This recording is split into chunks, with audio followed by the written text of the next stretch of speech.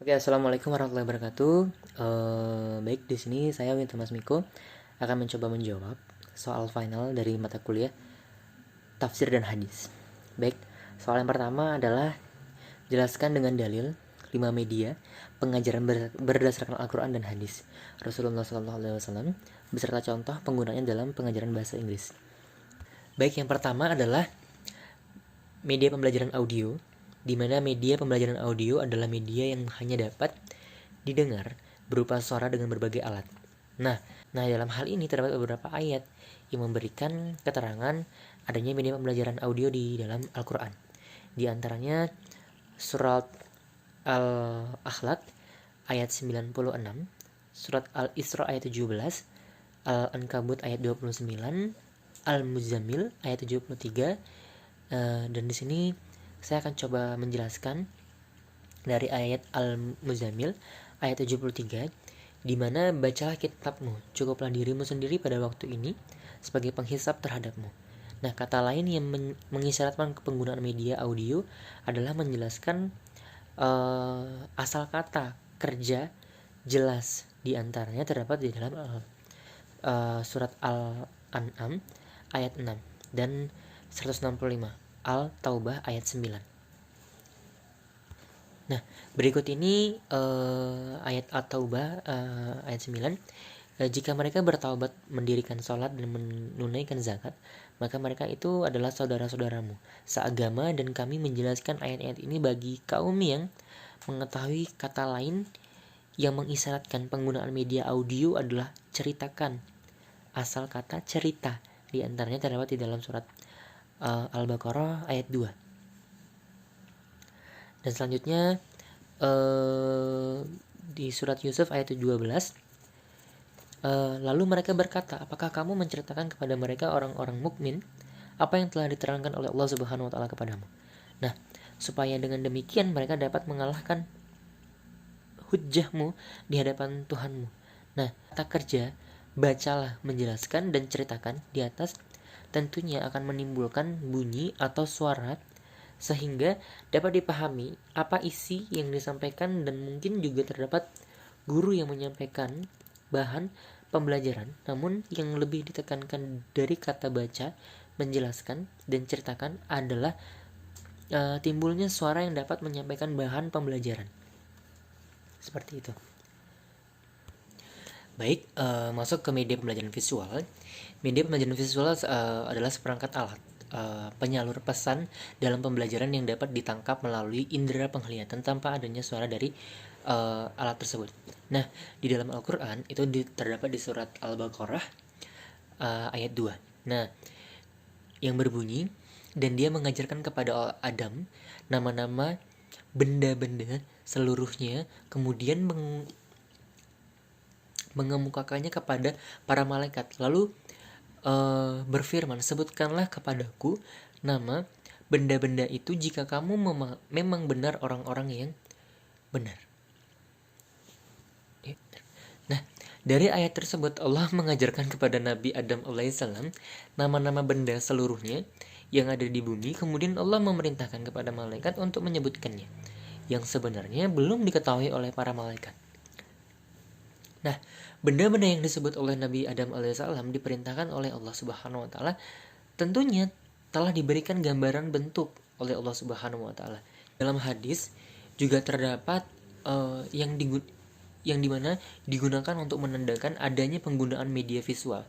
Iya, dimana di dalam pembelajaran seperti gambar, kerikil, dan jari tangan. Nah, di sini saya akan coba menjawab dari media yang digunakan dengan gambar. Nah, sabda Nabi Muhammad SAW pernah membuat garis gambar persegi 4 yang membuat sesuatu garis lagi di tengah-tengah sampai keluar dari batas persegi terempat tersebut. Nah, kemudian beliau membuat banyak garis kecil yang mengarah ke garis tengah dan dari sisi-sisi garis tepi, lalu beliau bersabda kembali, beginilah gambaran manusia, garis persegi 4 ini adalah ajal yang pasti bakal menimpamu. Sedangkan garis yang keluar ini adalah angan-angannya. Dan garis-garis kecil ini adalah sebagian cobaan dan musibah yang siap menghadang kita semua.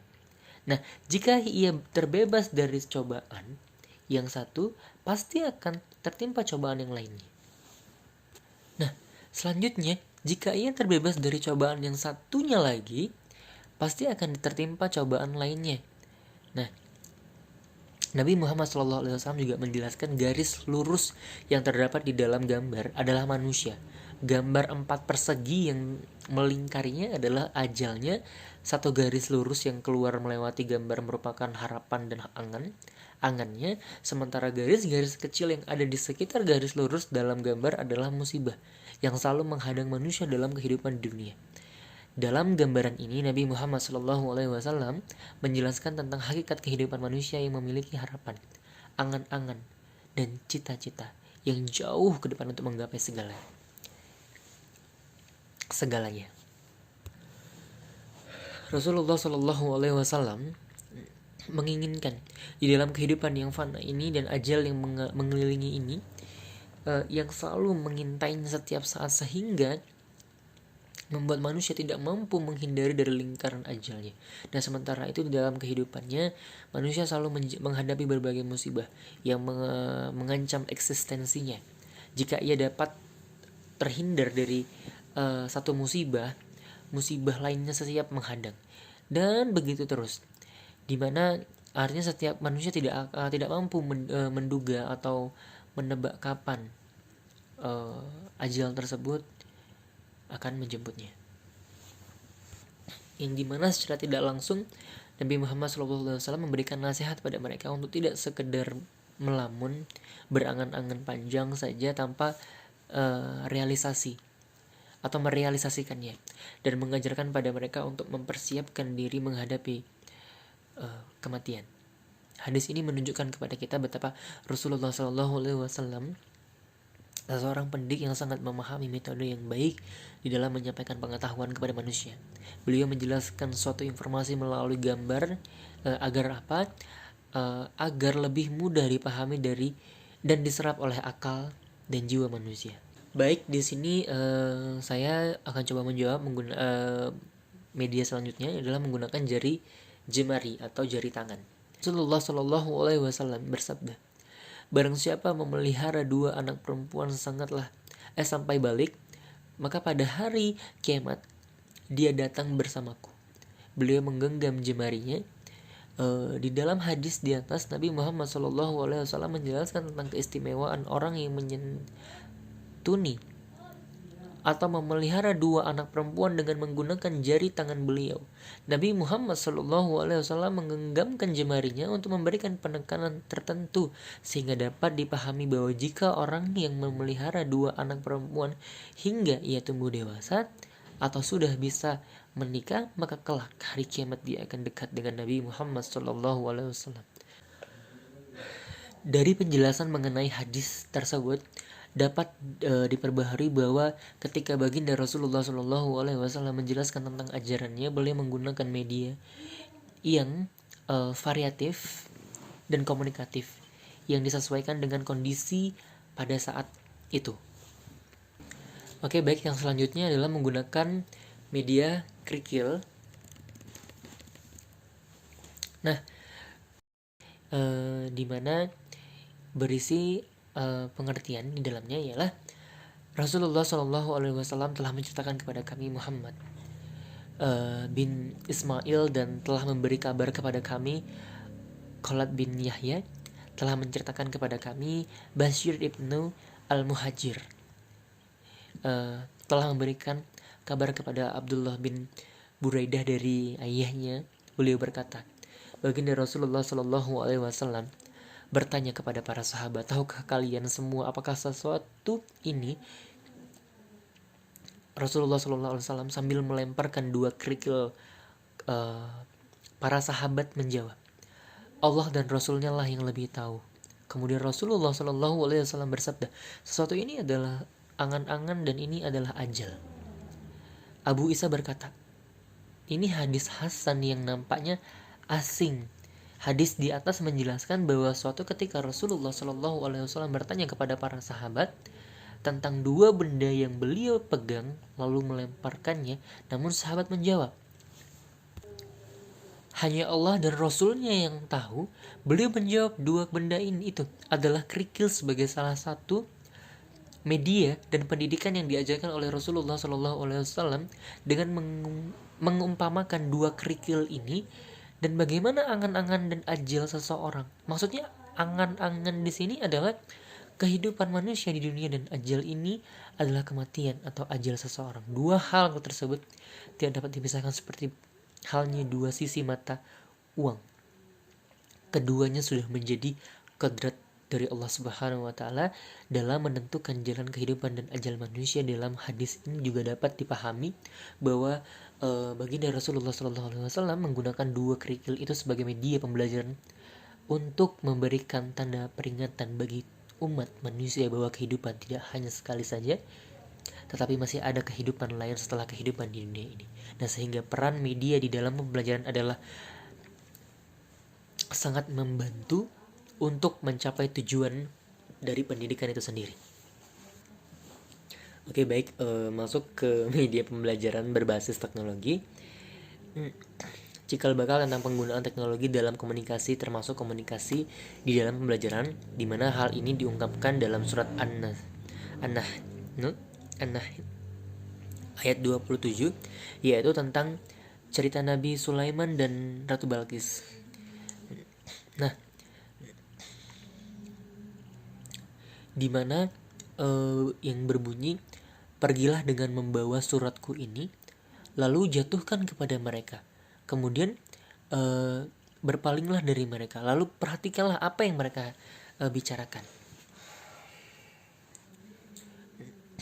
Nah, berkatalah ia Balqis, hai pembesar-pembesar, sesungguhnya telah dijatuhkan kepadaku sebuah surat yang mulia.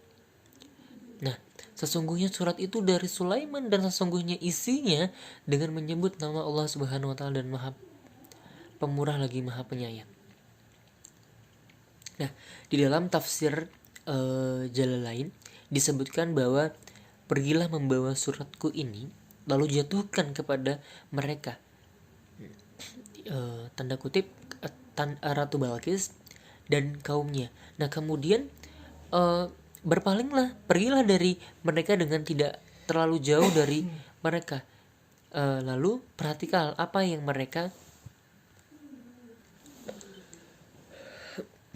lalu perhatikan apa yang mereka bicarakan, yakni jawaban atau reaksi apakah yang bakal mereka lakukan. Kemudian burung Hud membawa surat itu lalu mendatangi Ratu Balqis yang pada waktu itu berada di tengah-tengah bala tentaranya. Kemudian burung Hud menjatuhkan surat Nabi Sulaiman itu ke pangkuan Ratu Balqis tersebut. Ketika Ratu Balqis membaca surat tersebut, tubuhnya bergemetar dan lemas karena takut. Kemudian ia memikirkan isi surat tersebut. Selanjutnya ia berkata, yakni Ratu Balqis kepada pemuka kaumnya, hai pembesar-pembesar, sesungguhnya aku dapat dibaca al-malau ini dan al-malau ini. Ulang salah.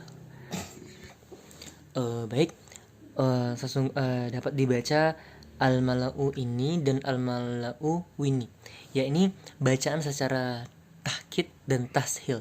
Telah dijatuhkan kepadaku sebuah surat yang mulia, yakni surat yang berstempel.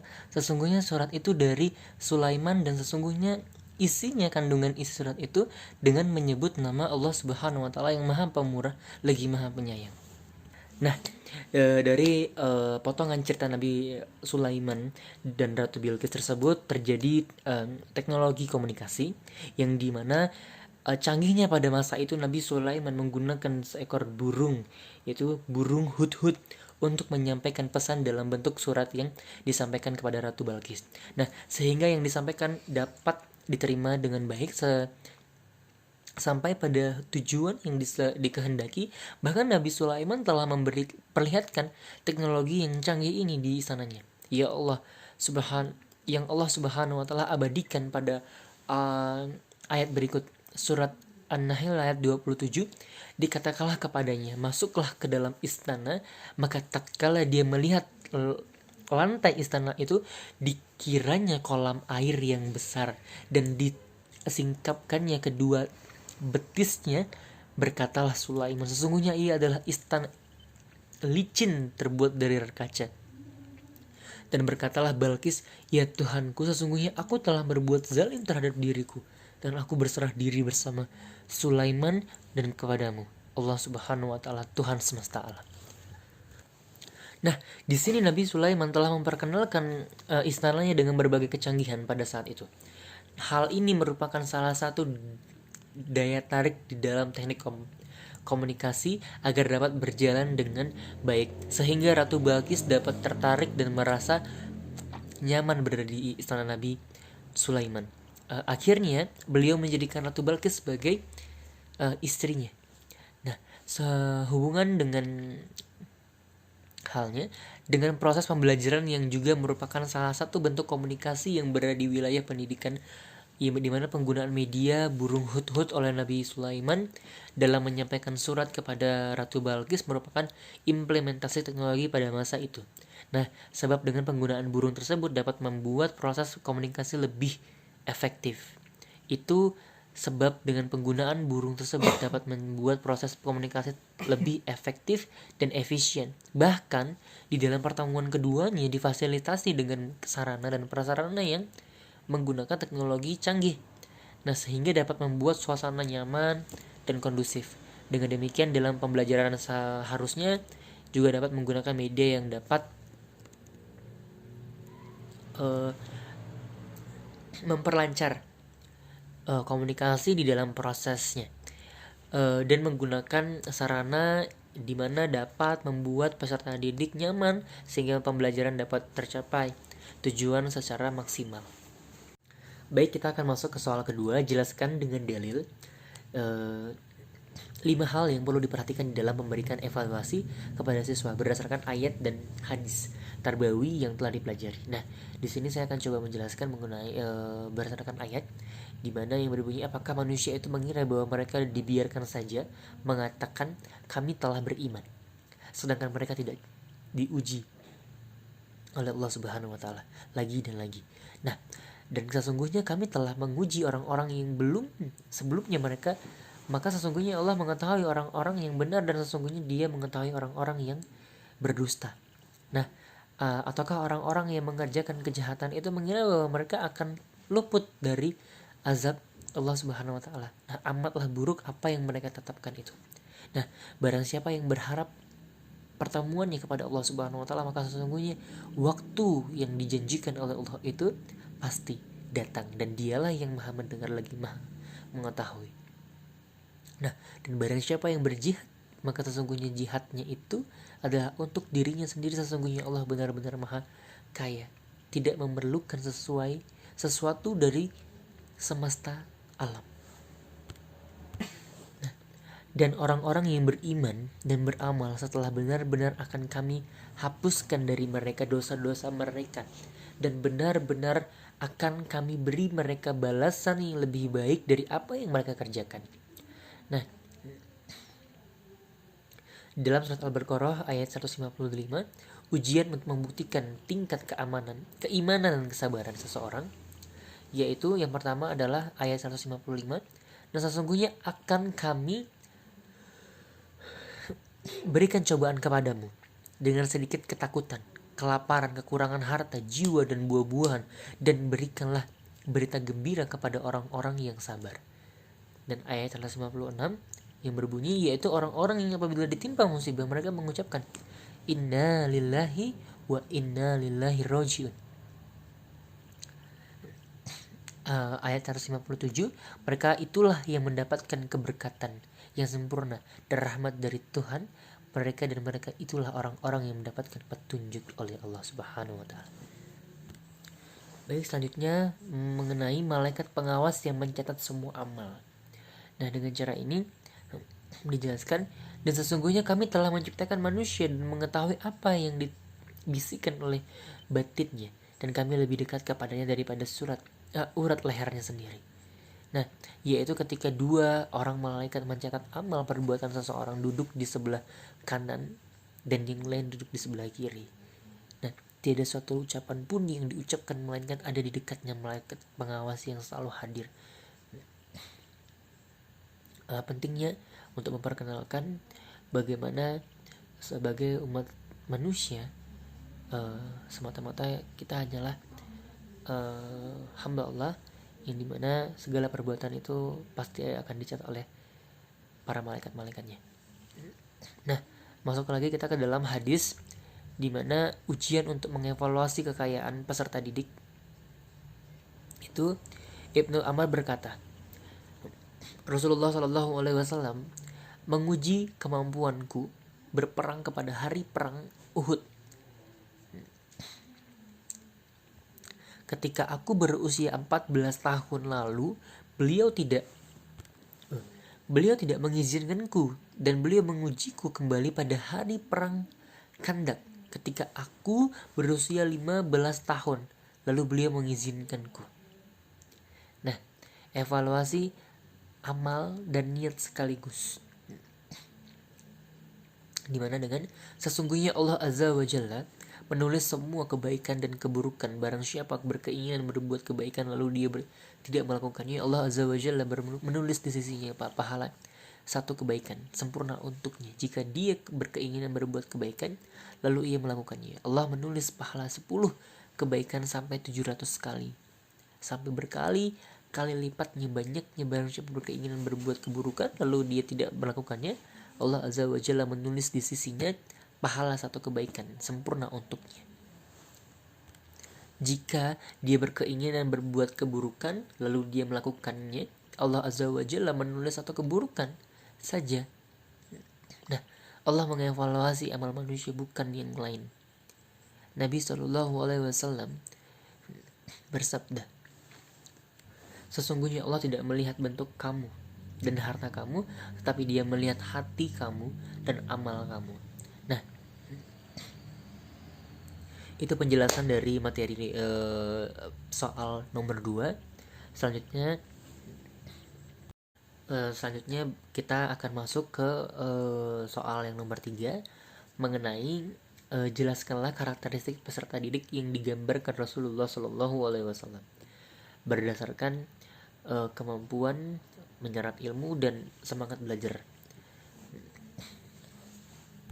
Baik, yang pertama saya akan menjelaskan mengenai kemampuan peserta didik di dalam menyerap ilmu.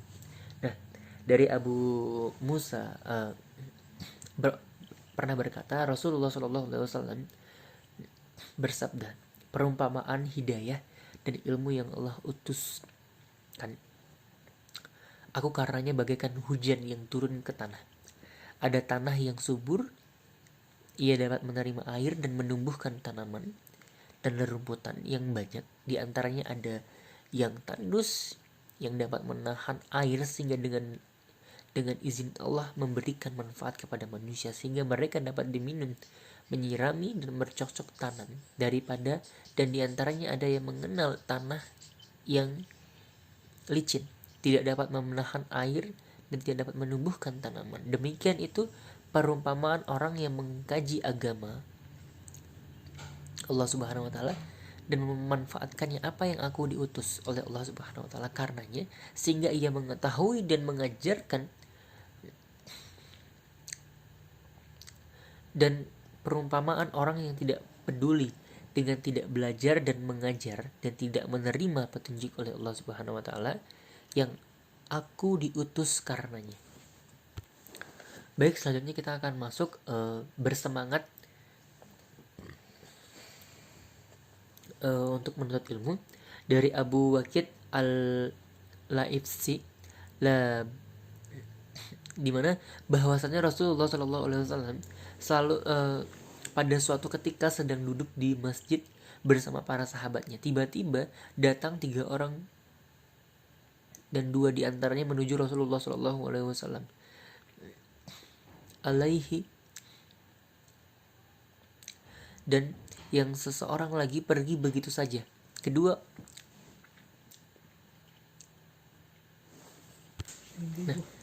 orang tersebut berhenti di hadapan Rasulullah SAW. Salah satu dari mereka melihat tempat kosong di majelis halakah, lalu dia duduk di sana, sedang yang lain duduk di belakang. Mereka dan yang bertiga berpaling pergi meninggalkan majelis tersebut. Nah, setelah selesai majelis Rasulullah SAW tersebut, beliau bersabda, maukah kalian aku beritahu tentang ketiga orang tersebut? Nah, adapun yang pertama, dia berlindung mendekat kepada Allah Subhanahu wa taala, maka Allah pun memberikan tempat kepadanya. Adapun yang kedua, dia malu kepada Allah, maka Allah pun malu kepadanya. Sedangkan yang ketiga, dia berpaling dan keridhaan Allah, maka Allah pun berpaling daripadanya. Baik, itulah jawaban dari nomor 3 dari saya. Kita masuk ke penjelasan nomor 4. Oke, baik. Di sini kita akan masuk ke pembahasan selanjutnya, yaitu penjelasan dari soal nomor 4, di mana jelaskanlah dengan dalil 5 materi mengenai akhlak yang harus dibiasakan kepada siswa, yaitu berdasarkan ayat yang telah dipelajari. Yang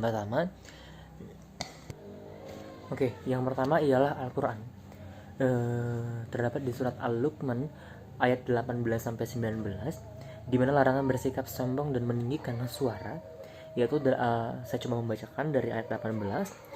Dan janganlah kamu memalingkan mukamu dari manusia karena kesombongan, dan janganlah kamu berjalan di muka bumi dengan angkuh. Sesungguhnya Allah tidak menyukai orang-orang yang sombong lagi membanggakan dirinya.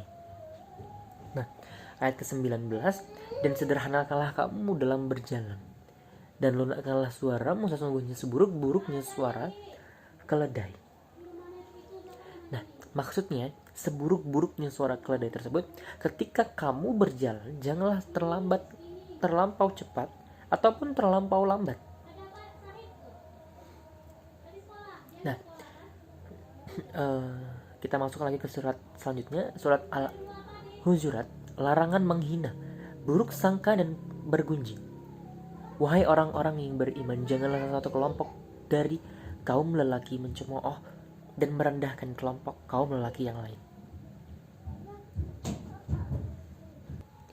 Nah, dan janganlah pula suatu kelompok dari kaum perempuan mencemooh dan merendah-rendahkan kelompok perempuan yang lain, karena sesungguhnya kelompok yang dicemooh itu lebih baik daripada mereka yang mencemooh. Dan janganlah setengah kamu menyatakan keaiban seseorang. Dan yang lain, dan janganlah pula kamu memanggil antara satu dengan yang lain dengan gelar atau nama yang buruk.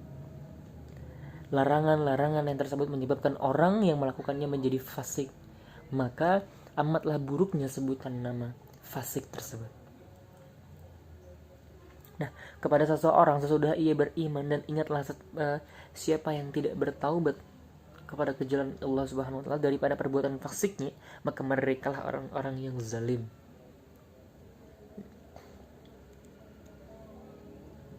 Dan wahailah orang-orang beriman, jauhilah kebanyakan dari persangkaan, atau supaya kamu tidak menyangka-sangka yang dilarang, karena sesungguhnya sebahagian dari persangkaan itu adalah dosa. Dan janganlah kamu mengintip atau mencari-cari kesalahan dan keaiban orang lain. Dan janganlah pula setengah kamu mengunjing sebagian yang lain. Dan adakah seseorang dari kamu suka memakan bangkai saudaranya sendiri?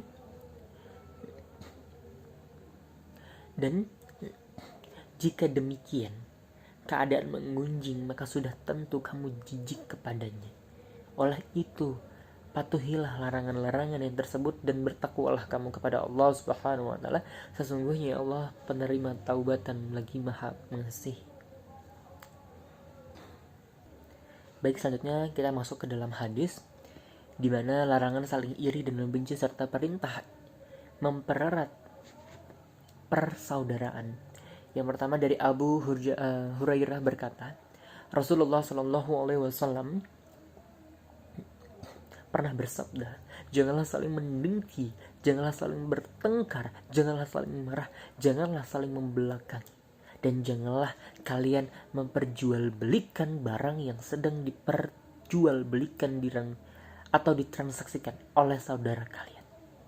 Jadilah hamba-hamba Allah Subhanahu wa taala yang bersaudara, karena seseorang muslim adalah saudara bagi muslimnya.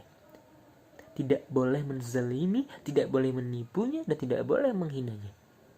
Takwa itu di sini. Rasulullah Shallallahu Alaihi Wasallam menunjukkan dadanya 3 kali. Cukuplah seseorang bisa dianggap berbuat jahat jika ia menghina saudara sesama muslimnya. Karena setiap muslim bagi muslim lainnya haram darahnya, hartanya, dan kehormatannya. Hadis yang kedua yaitu menanamkan etika bergaul dengan lawan jenis. Nah, dari Ibnu Abbas bahwa dia mendengar Rasulullah Shallallahu Alaihi Wasallam bersabda, janganlah berdua-duaan di tempat sepi, seorang laki-laki dan perempuan. Astagfirullahaladzim. Dan janganlah berpergian seseorang wanita kecuali disertai oleh mahramnya. Lalu berdirilah seorang laki-laki dan berkata, ya Rasulullah, aku telah ditetapkan sebagai prajurit dalam perang ini. Dan itu sedangkan istriku akan berangkat haji. Rasulullah bersabda, pergilah kamu menunaikan haji bersama dengan istrimu. Selanjutnya yaitu menanamkan etika berpakaian. Dari Aisyah bahwasannya Asma binti Abu Bakar menghadap Rasulullah Shallallahu Alaihi Wasallam dan dia memakai pakaian tipis, maka Rasulullah Shallallahu Alaihi Wasallam berpaling darinya dan bersabda, wahai Asma, sesungguhnya wanita jika sudah mengalami haid, maka tidak boleh tampaknya darinya kecuali ini dan ini. Rasulullah Shallallahu Alaihi Wasallam mengisyaratkan kepada wajah dan 2 telapak tangannya. Oke, kita masuk penjelasan yang nomor 5, di mana soalnya yaitu menjelaskan 5 cara memperkuat dan menanamkan materi ibadah sholat dan puasa terhadap siswa di sekolah. Baik, saya akan coba jelaskan melalui surat yang terdapat di dalam Al-Quran, yaitu terdapat di surat Al-Luqman ayat 13-19. Yang pertama, untuk memperkuat dan menanamkan materi ibadah kepada Allah Subhanahu wa taala, yaitu janganlah sirik hati, berbaktilah kepada orang tua dan dirikan sholat, dan laksanakan amar ma'ruf nahi mungkar. Nah, dan ingatlah ketika Luqman berkata kepada anaknya di waktu ia memberi pelajaran kepadanya, hai anakku, janganlah kamu mempersekutukan Allah Subhanahu wa taala. Sesungguhnya mempersekutukan Allah adalah benar-benar kezaliman yang besar. Dan kami memerintahkan kepada manusia untuk berbuat baik kepada kedua orang tuanya, ibu dan bapaknya. Ibunya telah mengandungnya di dalam keadaan lemah yang bertambah dan menyapihnya di dalam 2 tahun. Bersyukurlah kepadaku dan kepada kedua orang tua, ibu dan bapakmu. Hanyalah kepada Rasulullah tempat kembalimu. Dan jika keduanya memaksamu untuk mempersekutukan dengan aku, sesuatu yang tidak ada pengetahuanmu tentang itu, maka janganlah kamu mengikuti keduanya. Dan pergaulilah keduanya di dunia dengan baik, dan ikutilah jalan orang yang kembali kepadaku. Kemudian hanya kepadaku lah kembalimu, maka kuberitakan kepadamu apa yang telah kamu kerjakan. Luqman berkata, hai anakku, sesungguhnya jika ada sesuatu perbuatan seberat biji sawi dan berada di dalam batu dan di langit atau di dalam bumi, niscaya Allah akan mendatangkan atau membalasnya. Sesungguhnya Allah Maha halus lagi Maha mengetahui.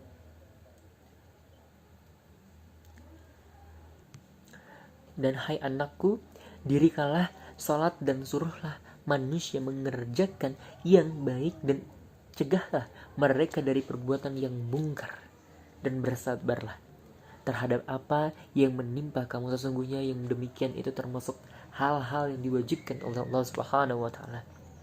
Nah, maksudnya selambat-lambatnya waktu menyapih ialah setelah anak berumur 2 tahun, dimana yang dimaksud dengan Allah maha halus ialah ilmu Allah itu meliputi segala sesuatu, bagaimana kecilnya. Nah, baik, di sini kita akan masuk ke dalam hadis, yaitu menanamkan agar bertakwa kepada dimanapun kita berada. Ini masih dalam ruang lingkup soal yang nomor 5, yaitu dari Abi Izar Al-Ghifari. Ia pernah berkata Rasulullah Shallallahu Alaihi Wasallam bersabda, bertakwalah kepada Allah dimanapun kamu berada, dan ikutilah perbuatan buruk dengan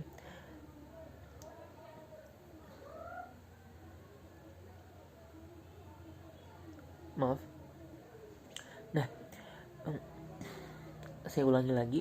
Rasulullah Shallallahu Alaihi Wasallam pernah bersabda, bertakwalah kepada Allah dimanapun kamu berada, dan ikutilah perbuatan buruk dengan mengerjakan perbuatan baik.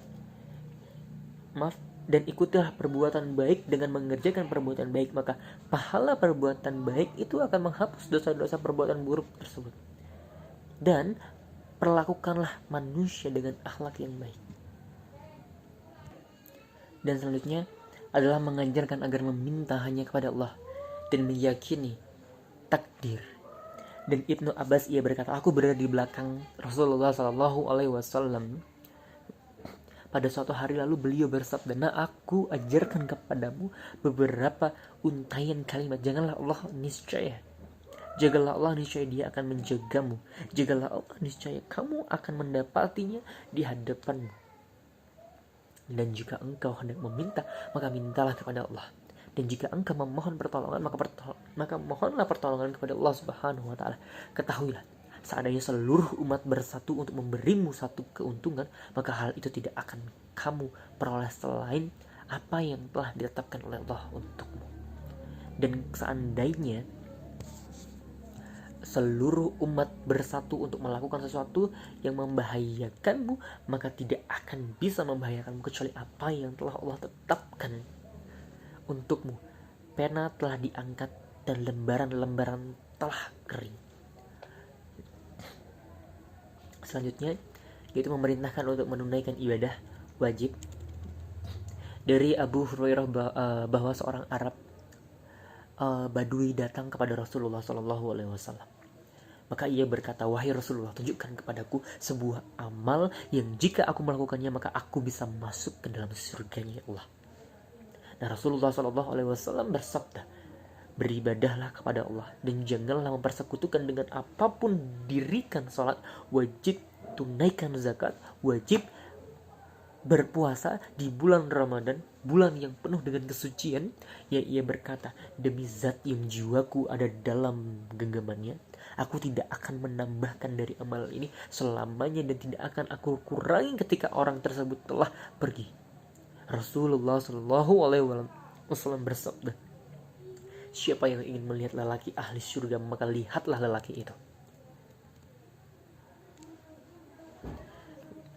Nah, di dalam hadis ini perlunya kita mengingatkan kepada generasi-generasi muda bagaimana untuk kita mengingatkan kepada sesamanya mereka untuk menunaikan ibadah-ibadah puasa, karena itu adalah ibadah yang diwajibkan oleh Allah Subhanahu wa taala, dan mendirikan sholat begitu pentingnya. Gitu. Mungkin hanya sekian yang mampu saya jabarkan dari beberapa pertanyaan di atas.